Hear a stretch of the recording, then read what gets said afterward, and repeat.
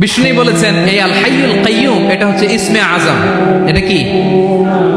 যে ইসমে আজম দিয়ে দোয়া করলে আল্লাহ দোয়া কবুল করে, আল্লাহর কাছে কিছু চাইলে আল্লাহ দেয়। এক সাহাবী দোয়া করতেছে ইয়া হাইয়ু ইয়া কাইয়ুম, বিষ্ণু নবী বলে এই সাহাবী তো ইসমে আজম দিয়ে দোয়া করতেছে। তাহলে দোয়ার সময় বলবেন ইয়া হাইয়ু ইয়া কাইয়ুম, পারবেন? বলেন ইয়া হাইয়ু ইয়া কাইয়ুম। আল্লাহর এই দুটো নাম ধরে ধরে আল্লাহরে ডাকবেন, তাইলে ওই দোয়া কবুল। পারা যাবে?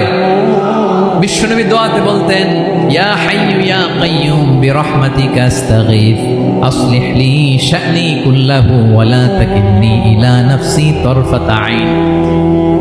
ও হাইয়ু ওয়া কাইয়ুম, ও শাশ্বত চিরঞ্জীব আল্লাহ, আসলিহ লি শা'নি কুল্লাহ, আমার সব কিছুকে আপনি ফিক্স করে দেন, ঠিক করে দেন। এক পলকের জন্য, এক চোখের পলকের জন্য আমার কোনো কাজ আপনি আমার উপর ছেড়ে দিয়েন না, সব কাজ আমি আপনার কাছে সুপর্দ করে দিলাম। সুবহানাল্লাহ পড়ে। তাহলে দুই নাম্বার কথা, আল্লাহ শুধু আমাদের ইলাহি নন, তিনি হচ্ছেন আল হাই, চিরঞ্জীব, তিনি হচ্ছেন আল কাইয়ুম, নিজেও স্বয়ং সম্পূর্ণ, অন্যকেও রক্ষণাবেক্ষণ করেন। আলহামদুলিল্লাহ পড়েন।